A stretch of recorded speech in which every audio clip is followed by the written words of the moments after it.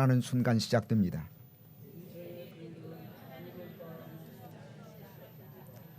그 하나님을 영원히 붙드시기를 바랍니다.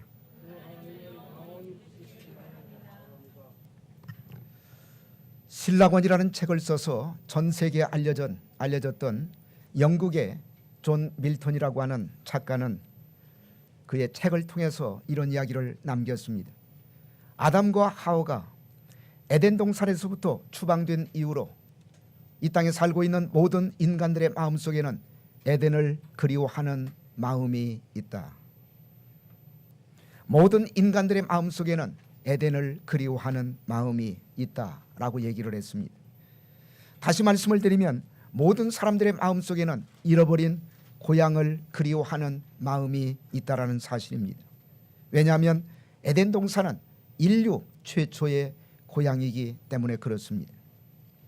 한국에는 명절이 찾아오면 추석이라든지 혹은 설 명절이 찾아오면 수많은 사람들이 고향을 찾아 떠납니다. 제가 미국에서도 몇 년 살다 보니까 미국 사람들은 추수감사주일이 돌아오면 부모님을 떠나고 그 다음에 고향을 찾아서 떠나는 사람들이 있습니다. 그런데 여러분, 왜 사람들이 고향을 찾아갈까요? 그것은 우리가 고향에 가면 만나고 싶은 사람들이 거기에 있기 때문입니다. 고향에 가면 사랑하는 부모님이 계시고 또 형제들이 살고 있고 어릴 적 친구들과 추억들을 만나는 일이 기다려지기 때문일 것입니다. 그러나 더 중요한 이유는 앞으로 내가 영원히 머물고자 하는 장소를 찾아 헤매는 마음이 고향을 찾는 마음으로 투영되어서 나타난다고 합니다. 그래서 고향을 찾는 습관이라고 하는 것은 어느 민족 누구에게나 있는 공통적인 현상이라고 말할 수가 있을 것입니다. 또한 이 고향을 찾는 마음이 전 세계 하나의 문화적인 현상으로 나타나고 있는 것입니다. 종교적인 용어로 얘기한다면 내가 마지막으로 가야 될 종착지, 그 목적지를 향한 마음이 고향을 찾는 마음으로 나타나게 되는 것입니다. 그런데 오늘 본문에도 보시면 고향을 찾아가는 한 아들의 이야기가 기록되어 있습니다. 오늘 본문의 비유는 우리가 너무나 잘 알고 있는 탕자의 이야기입니다. 그렇다면 여러분, 예수님께서 이 비유를 통해서 저 여러분들에게 가르치려고 했던 고향 가는 길의 교훈은 도대체 무엇일까요? 이 물음에 대한 답변을 오늘 본문을 통해서 같이 생각해 보도록 하겠습니다. 첫째로 하나님 아버지의 품이 우리의 고향이라는 사실입니다. 하나님 아버지의 품이 우리의 고향이라는 사실입니다. 여러분, 고향은 저 멀리 있는 것이 아니라 우리가 섬기는 하나님 아버지의 품이 고향이라고 성경은 말씀하고 있는 것입니다. 우리는 흔히 본문의 비유를 가리켜서 탕자의 비유라고 얘기합니다. 따라서 당연히 우리는 이 비유의 주인공을 둘째 아들 탕자라고 생각해 왔습니다. 그러나 좀 더 자세히 본문을 들여다보면 사실 주인공은 둘째 아들이 아니라 아버지일 수도 있겠다, 이런 생각을 우리가 가질 수가 있습니다. 성경은 많은 부분을 이 아버지에게 초점을 맞춥니다. 그리고 아버지의 모습을 우리에게 소개해주고 있습니다. 그런데 신학자들은 이 탕자를 가리켜서 프라디글 선이라는 이런 단어를 붙였습니다. 여러분, 프라디글 선이라는 말은 낭비하는 아들이다, 극도로 낭비하는 아들이다, 그런 뜻입니다. 이것을 탕자로 번역했습니다. 사실은 낭비한다라는 것이 가장 중요한 단어입니다. 실제로 이 아들은 아버지에게서 자기에게 돌아올 재산을 미리 받아가지고 먼 나라에 가서 모든 것을 낭비해버린 아들이었습니다. 그런데 흥미로운 사실은 신학자들은 오늘 본문에 등장하고 있는 아버지를 향해서도 아들과 마찬가지로 프라디글 파더, 이런 단어를 붙였습니다. 낭비하는 아버지. 그렇다면 도대체 아버지는 무엇을 낭비했을까요? 첫째로 사랑하는 아들이 돌아오기를 오랫동안 기다려준 시간의 낭비. 그 시간을 낭비했던 아버지입니다. 시간을 낭비했던 아버지. 그리고 자식이 원할 때 아낌없이 모든 것을 내어줬던 재물의 낭비, 그리고 사랑의 낭비, 그리고 애정의 낭비. 그 아들을 위해서 모든 것을 낭비하신 아버지의 모습을 우리는 본문을 통해서 확인할 수가 있는 것입니다. 그리고 그 아버지의 넉넉한 품, 바로 이 아버지의 사랑의 품이야말로 집을 뛰쳐나갔던 이 아들이 돌아와야 했던 그의 궁극적인 고향이었다는 사실입니다. 예수님은 또 본문의 비유를 통해서 또 하나 중요한 사실을 우리에게 가르쳐주고 있습니다. 자, 21절 같이 한번 읽겠습니다. 21절 말씀.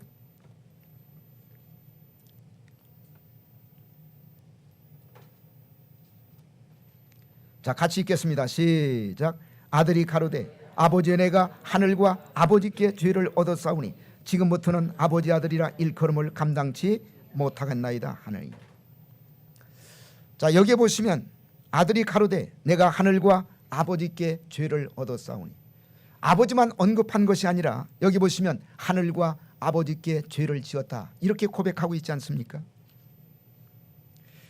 그런데 여기에서 얘기하는 하늘이라는 말은 우리가 흔히 추상적으로 생각하는 눈에 보이는 하늘, 그런 하늘을 가리키고 있는 단어가 아니라는 얘기입니다. 이스라엘 백성들은 성경을 읽다가 하나님이라는 이름이 나오면 그 하나님이라는 이름을 발음하지 않습니다. 성경을 읽다가 하나님의 가장 보편적인 이름인 여호와라는 이름이 나오게 되면 유대인들은 발음을 하지 않습니다. 그래서 여호와라는 단어가 나오게 되면 그들은 아도나이 혹은 주님이라는 단어로 바꾸어서 표현을 합니다. 그런데 좀 더 시간이 흘러가면서 하나님이라는 이름 대신에 보편적으로 사용하는 표현 중에 하나가 바로 하늘이라는 표현입니다. 그러므로 하늘이란 눈에 보이는 하늘이 아니라 하나님을 가리키는 표현이라는 사실입니다. 하나님이라는 단어를 유대인들은 여호와의 이름을 망령되이 일컫지 말라 10계명 가운데 이런 제 세 번째 계명이 주어졌기 때문에 그래서 하나님이라는 단어를 입술로 발음하는 것을 그들은 무척 꺼려했습니다. 그래서 하나님이라는 단어를 하늘이라는 단어로 바꾸어서 읽었던 것입니다. 그러므로 하늘나라 그러면 하늘에 있는 나라가 아니라 하나님의 나라라는 뜻입니다. 여기에 하늘과 아버지께 죄를 지었사오니, 다시 말씀을 드리면 하나님과 아버지께 죄를 지었다고 고백하고 있습니다. 그러므로 이 둘째 아들의 범죄는 단순히 아버지를 향한 범죄였을 뿐만 아니라 궁극적으로 하늘에 계신 하나님을 향한 범죄라는 사실을 예수님은 암시하고 있습니다. 따라서 이 둘째 아들이 돌아야만 했던 중요한 대상은 바로 하늘에 계신 하나님이라는 사실, 그 하늘에 계신 하나님이 바로 그 영혼의 본향이라는 것을 오늘 말씀을 통해서 우리에게 가르쳐주고 있는 것입니다. 유럽의 신학자 가운데 아주 유명한 폴틸리라고 하는 신학자가 있습니다. 그분은 하나님을 가리켜서 이런 이야기를 했습니다. 하나님은 우리의 존재의 근거가 되신다. 하나님은 우리의 존재의 근거이시다 라는 유명한 말을 남겼습니다. 그렇습니다. 하나님은 바로 우리의 존재의 근거가 되십니다. 고향이라는 것도 어쩌면 존재의 근거라고 얘기할 수가 있을 것입니다. 그러므로 고향이라는 것은 단순히 하나의 장수적인 개념으로만 이해해서는 안 됩니다. 그 고향의 중요성은 우리의 삶을 만들어온 인격적인 관계가 농축된 근원이라는 의미가 들어있는 것입니다. 여러분, 왜 우리가 고향을 찾습니까? 거기에 아버지가 계시고 거기에 어머니가 계시고 거기에 형제들이 있고 또한 어릴 적 친구들이 거기에 있기 때문에 고향은 고향될 수가 있고 우리가 고향을 찾아가게 되는 것입니다. 만약 이런 분들이 계시지 않는다면 그것은 더 이상 고향이라고 할 수가 없을 것입니다. 고향에서 가장 중요한 것은 거기 내 인생에 영향을 끼쳐온 사람들이 존재했거나 아직도 존재하고 있기 때문입니다. 그리고 거기에서 가장 중요한 존재는 다른 사람이 아니라 바로 아버지라는 존재입니다. 현대 심리학자들은 인간의 마음속에 내재하는 가장 깊숙한 그리움, 눌러도 솟아오르는 가장 깊숙한 갈증이 있는데 이런 갈증을 가리켜서 소위 아버지에 대한 갈망이다 이렇게 설명을 했습니다. 아버지에 대한 갈망이다. 그렇습니다. 아버지란 우리가 믿고 기댈 수 있는 하나의 언덕입니다. 그리고 내 모든 것을 던질 수 있는 어떤 것입니다. 그런데 문제는 이 땅에 있는 아버지는 우리의 이런 기대를 완벽하게 채워줄 수가 없는 불완전한 아버지라는 사실입니다. 우리를 실망시킬 수도 있고 또한 우리의 기대를 저버릴 수도 있는 아버지입니다. 그래서 주님은 오늘 본문에서 이 땅에 있는 아버지 말고 우리의 이런 갈망과 기대를 완벽하게 채워줄 수 있는 또 한 분의 아버지가 계시다는 사실을 말씀하고 있습니다. 그분이 바로 하늘에 계신 하나님이십니다. 뿐만 아니라 그분이 우리의 고향이라고 말씀하고 있는 것입니다. 그분이 바로 우리의 아버지라고 말씀하고 있는 것입니다. 그렇습니다. 여러분과 저를 지으시고 나를 만들고 섭리하시는 하나님, 그 하나님 아버지의 품이 바로 우리의 고향이라는 사실입니다. 오늘을 사는 현대인들이 마치 고향을 잃어버린 사람처럼 방황하며 살아가는 가장 중요한 이유가 있다면 왜 그럴까요? 그것은 바로 그들이 고향이신 하나님을 떠났기 때문입니다. 오늘 본문이 우리에게 가르치는 첫 번째 교훈, 그것은 그 하나님 아버지가 바로 우리의 고향이 되신다는 사실입니다. 자, 두 번째로 이 고향에 우리가 찾는 모든 것이 다 있다는 사실입니다. 이 고향에 우리가 추구하는 또 우리가 찾는 모든 것이 이 고향에 다 준비되어 있다는 사실입니다. 자, 본문에 보시면 이 둘째 아들이 집으로 돌아오기 전에 그가 경험했던 첫 번째 경험은 어떤 경험이었을까요? 가장 중요한 경험은 굶주림의 경험이었습니다. 굶주림의 경험. 자, 오늘 본문 17절 같이 한번 읽겠습니다. 17절 말씀.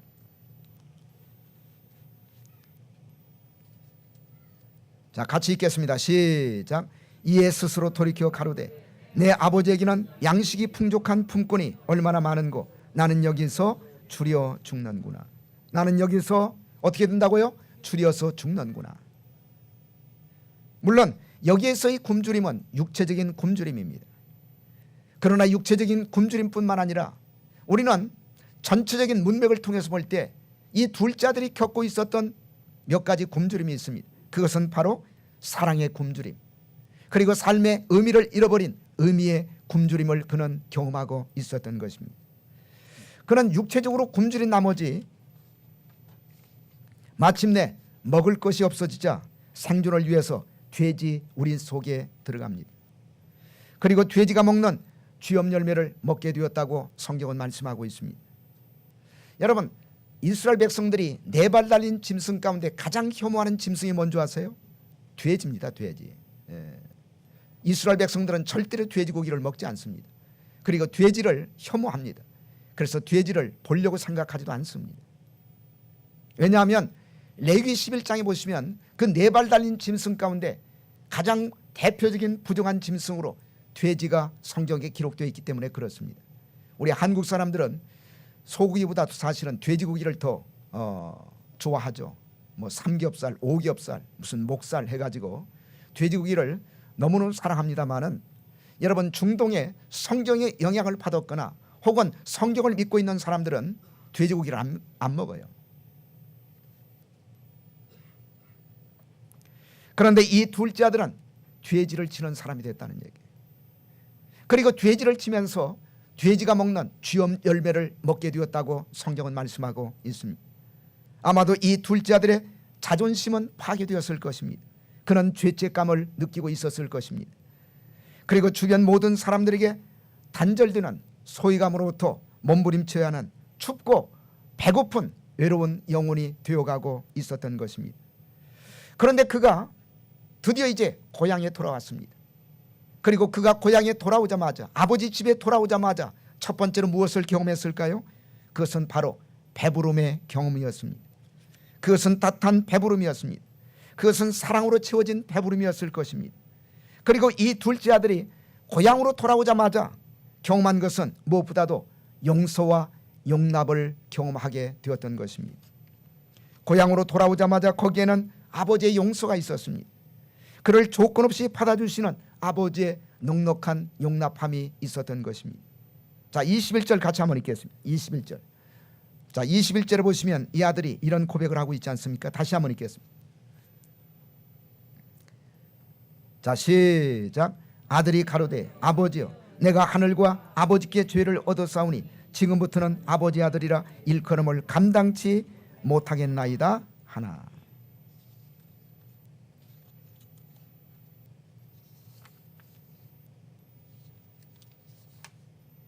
하늘과 아버지께 죄를 얻었사오니. 그러니까 이런 고백을 하고 있는 둘째 아들의 모습을 통해서 그런 죄책감으로 괴로워하고 있었다는 사실을 우리가 발견할 수가 있습니다. 그랬던 그가 고향길을 향해서 무거운 발걸음을 옮겨오고 있었을 때 그러나 이 아들을 먼저 발견한 사람은 아버지였어요. 무엇을 얘기하고 있습니까? 아버지가 이 아들을 기다리고 있었다는 얘기입니다. 그리고 아들에게 달려갑니다. 끌어안았습니다. 그의 목을 안고 아버지는 울기 시작합니다. 그리고 입을 맞추었다고 성경은 기록하고 있습니다.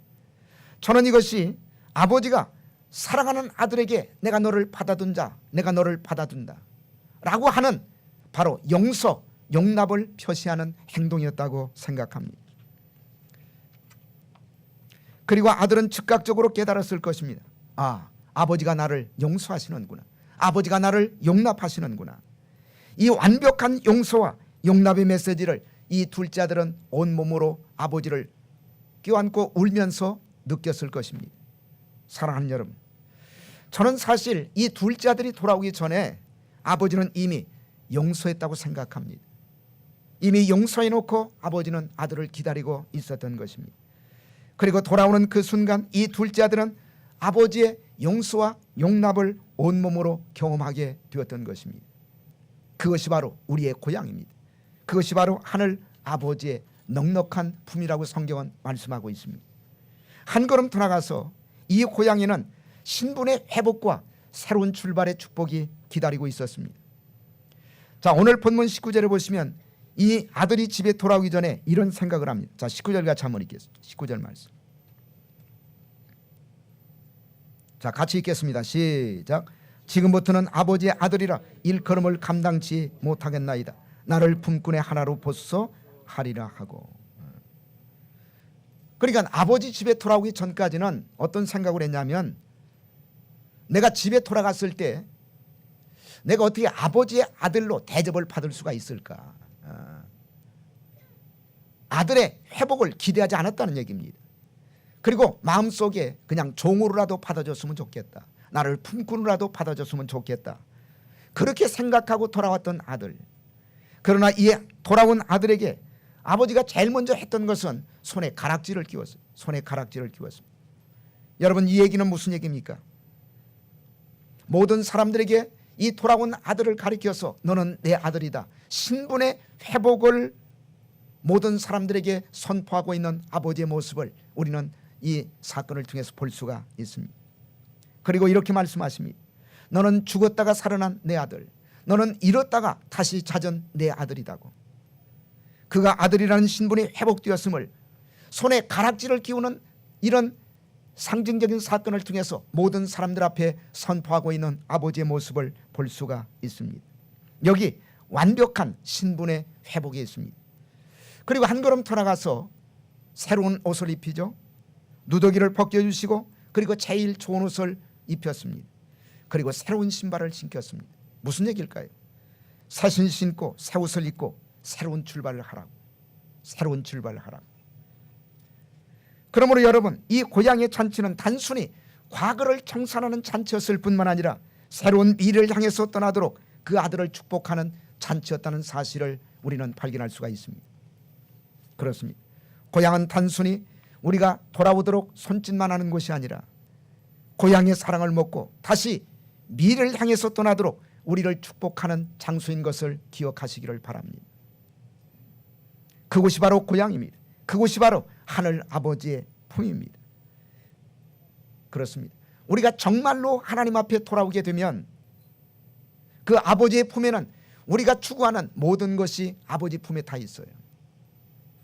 모든 것을 다 갖춰놓고 있습니다.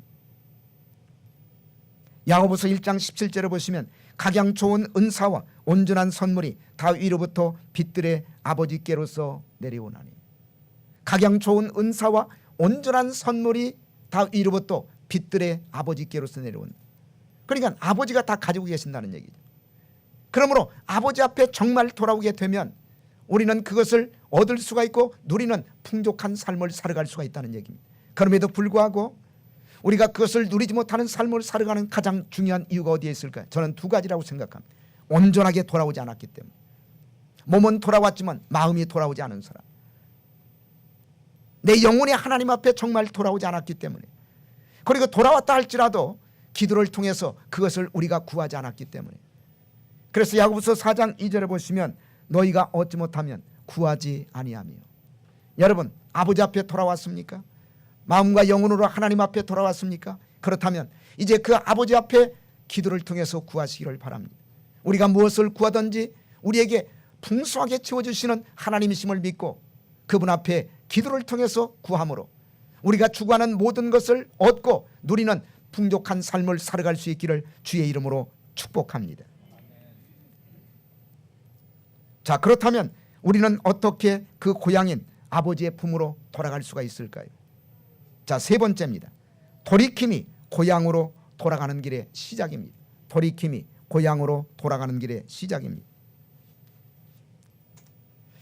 오늘 본문 17절을 보시면 고향으로 돌아가는 인생의 전환점을 우리에게 보여주고 있는 중요한 대목입니다. 자, 17절 같이 한번 읽겠습니다.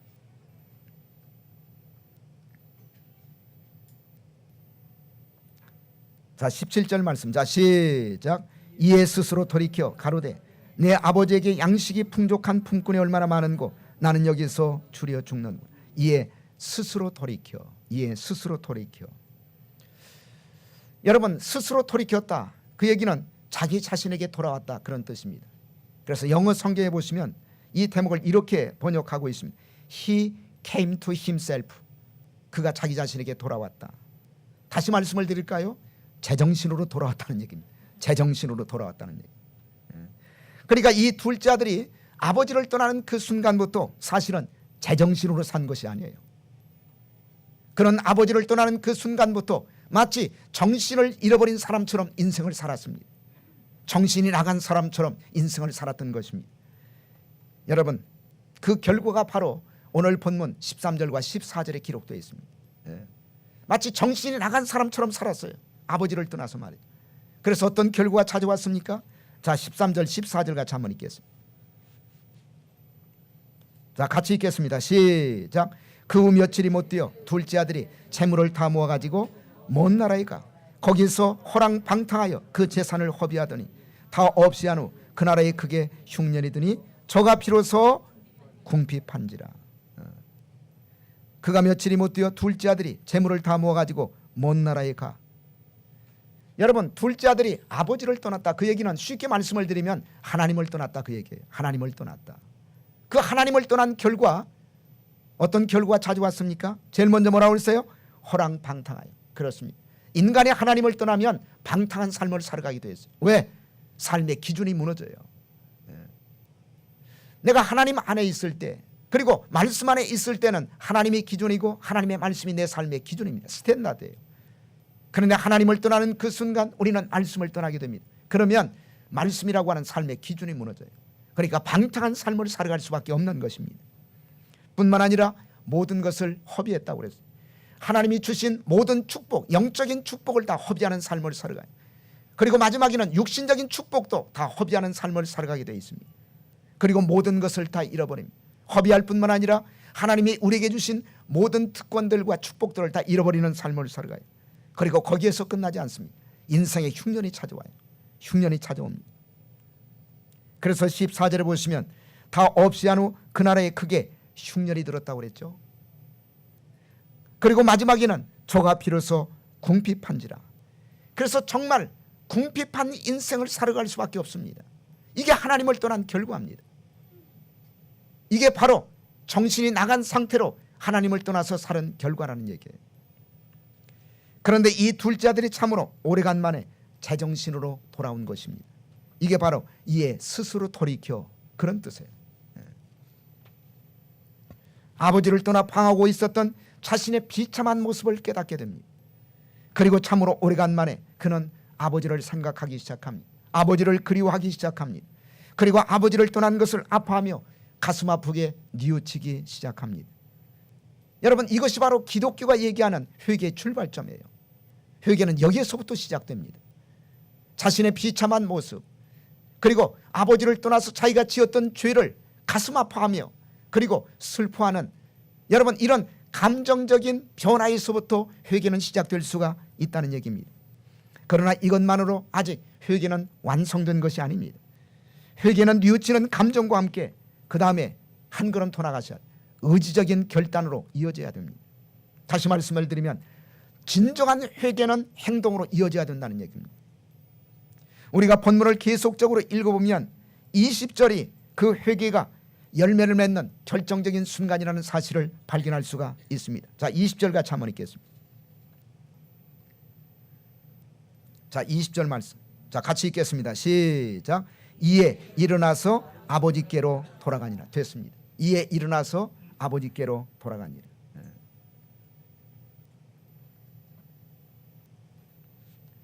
그는 18절 이하 18절과 19절을 보면 아버지께로 돌아가려고 생각을 했어요. 그리고 결심을 했습니다. 그러나 여러분, 생각만으로 결심만으로 아직 회개는 완성된 것이 아닙니다. 여러분, 생각하고 결심했다면 그 다음에 행동으로 옮겨야 돼요.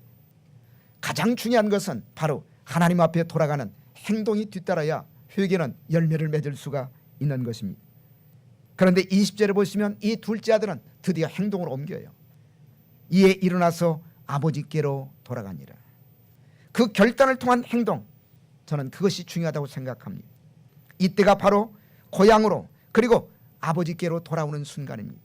이때가 바로 회개가 열매를 맺고 새로운 인생이 시작되는 순간이라고 우리는 생각할 수가 있는 것입니다.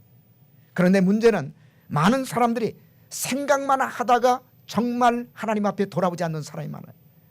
예배는 참석하고 있지만, 입술을 열어서 하나님을 찬양하고는 있지만, 입술을 열어서 하나님의 은혜는 얘기하고 있지만 정말 마음으로 돌아오지 않은 사람, 그리고 영으로 하나님 앞에 돌아오지 않은 사람이 있습니까? 그건 진정한 회개가 아니에요. 중요한 것은 내 몸이 교회에 나와 있다, 그것만 가지고 안 돼. 내 마음이 나오셔야 돼. 마음이 돌아오셔야 돼요. 하나님 앞에 내 마음이, 내 영혼이 하나님 앞에 돌아올 수가 있어야 됩니다. 사랑하는 여러분, 여러분과 마음이 하나님 앞에 돌아올 수 있기를 주의 이름으로 축복합니다. 그리고 우리가 정말 하나님 앞에 돌아오게 되면, 마음과 영혼이 하나님 앞에 돌아오면 우리는 그때부터 새로운 출발을 시작하게 됩니다. 날마다 살아계신 하나님을 체험합니다. 날마다 살아계신 하나님의 임재를 느끼며 인생을 살아가는 축복이 우리에게 주어지게 되는 것입니다. 자, 그런데 오늘 이 비유를 말씀하고 있는 분이 누구였을까요? 예수님이죠. 여러분, 예수님께서 이 땅에 오신 가장 중요한 목적이 뭐라고 생각하십니까? 우리가 여러 가지로 설명할 수가 있지만 오늘 본문의 비유에 초점을 맞추어서 예수님께서 이 땅에 오신 목적을 우리가 설명할 수가 있다면 우리는 이렇게 설명할 수가 있을 것입니다. 아버지께로 가는 길을 만들기 위해서 예수님께서 이 땅에 오신 것입니다. 아버지께로 갈 수 있는 길을 그분이 만들기 위해서 그분이 육신을 입고 이 땅에 오셨다고 성경은 말씀하고 있습니다. 요한복음 14장 6절에서 예수님은 그래서 이렇게 말씀하고 있지 않습니까? 나는 길이요 진리요 생명이니, 그 다음이 중요합니다. 나로 말미암지 않고는 아버지께로 올 자가 없느니라. 예수님이 바로 아버지 앞에 나갈 수 있는 길이라고 말씀하고 있어요. 그리고 예수님이라는 길을 통하지 않고는 어떤 사람도 아버지 앞에 나올 수가 없다고 예수님은 선언하셨습니다. 왜 예수님을 통하지 않고는 아버지께 나갈 수가 없을까요? 하나님과 인간 사이를 가로막는 죄악의 장애물 때문에 그렇습니다. 여러분, 이 죄악의 장애물이 우리를 가로막고 있기 때문에 하나님 앞에 나갈 수 있는 길이 그동안에 막혀 있었어요. 그런데 예수님께서 십자가에서 운명하시는 그 순간, 여러분, 지성소를 가로막고 있었던 휘장이 위에서부터 아래로 찢어지지 않았습니까? 그건 하나님 앞에 나갈 수 있는 길이 열렸다는 얘기예요. 누구를 통해서? 예수님의 십자가 사건을 통해서. 그래서 예수님은 이렇게 말씀하고 있는 것입니다. 나로 말미암지 않고는 아버지께로 올 자가 없다고. 그래서 예수님은 이렇게 말씀하십니다. 내가 바로 아버지께로 나가는 길이라고.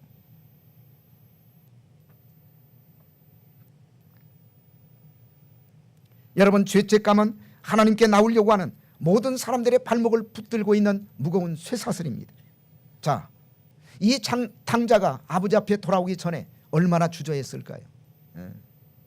여러분 생각해 보십시오. 왜 마음속에 갈등이 없었겠어요? 내가 돌아간다 할지라도 아버지가 과연 나를 받아주실까? 나를 용납하실까?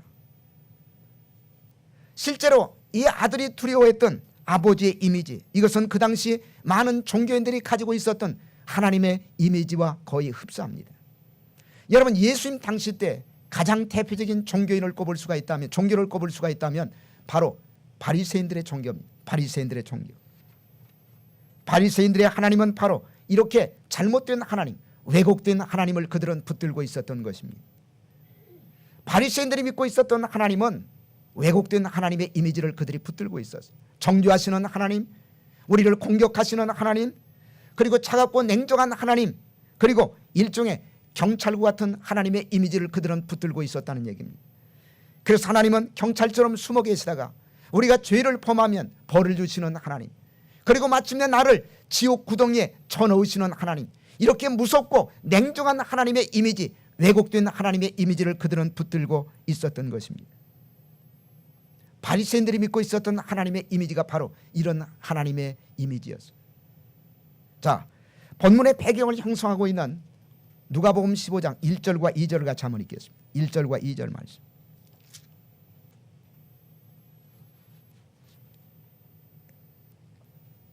자, 같이 읽겠습니다. 1절과 2절 말씀. 자, 시작.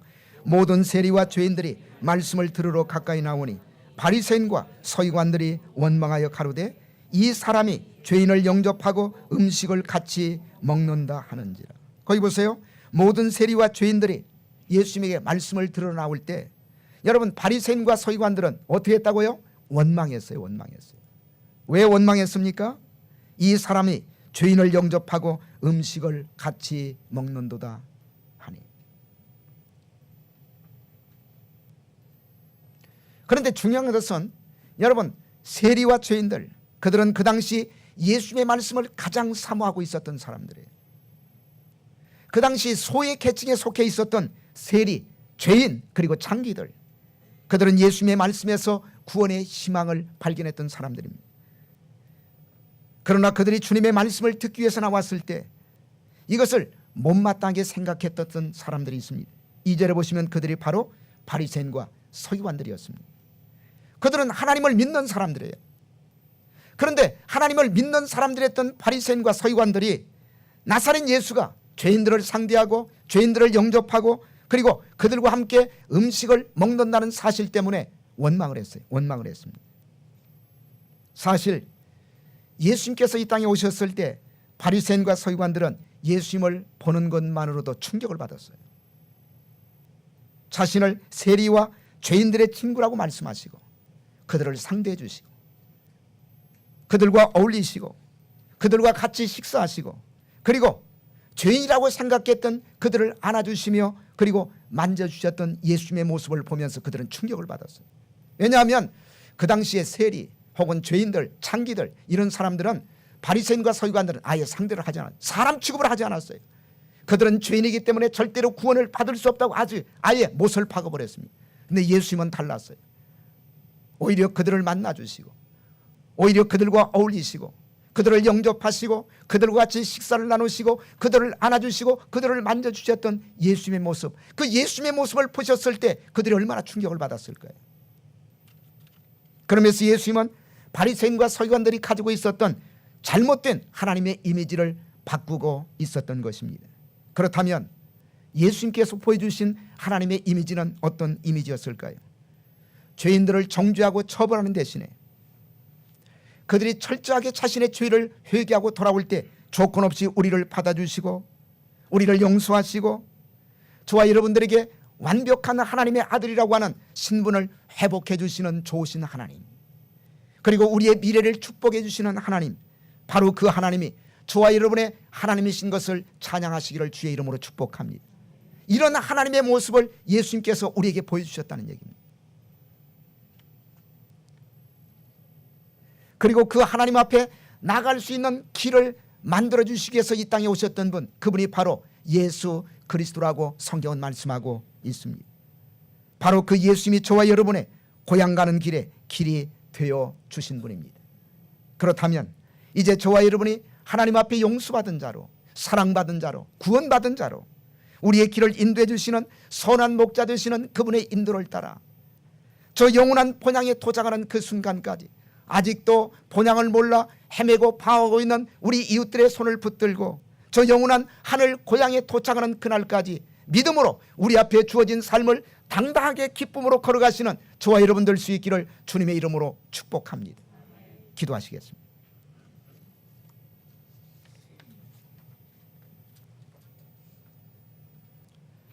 살아계신 아버지 하나님 감사합니다. 오늘 이 아침 이 말씀을 듣게 하시고 이 말씀을 믿음으로 받을 수 있도록 축복하시니 감사드립니다. 우리가 진정으로 돌아가야 될 본향은 바로 하늘 아버지의 품이 우리의 고향이라는 사실을 깨닫게 해주시니 감사드립니다. 그리고 그 고향에는 우리가 추구하는 모든 것이 완벽하게 준비되어 있다는 사실을 깨닫게 하시고, 그리고 그 하늘 아버지께 돌아가는 길이 되어주시기 위해서 이 땅에 오신 예수님의 모습을 발견하게 하시니 감사드립니다. 그 예수님을 구주와 주님으로 영접하게 하시고 그 예수님을 통해서 하나님 앞에 우리의 마음과 우리의 영혼이 돌아가게 하시고, 그리고 그분 안에서 풍성한 축복을 누리는 삶을 살아갈 수 있도록 도와 주시옵소서. 그렇게 될 줄로 믿사옵고 살아계신 예수 그리스도의 이름 받들어 감사하며 기도드리옵나이다. 아멘.